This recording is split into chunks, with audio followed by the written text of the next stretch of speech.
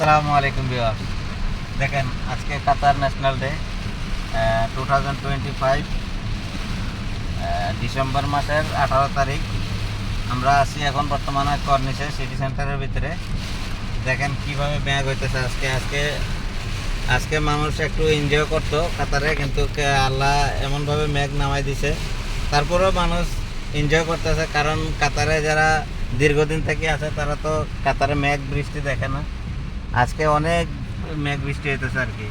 তা আমরা ফ্রেন্ডরা সবাই 4 জন বার হয়েছি ঘুরতে। নিচে নামার তো কোনো সিস্টেম নাই যে আমরা নিচে নামিয়ে একটু ঘোরাফেরা করবো, তাই গাড়িতেই ঘুরতেছে। আজকে রানিং মারতেছি গাড়িতে। সবাই আমাদের জন্য দোয়া করবেন। আর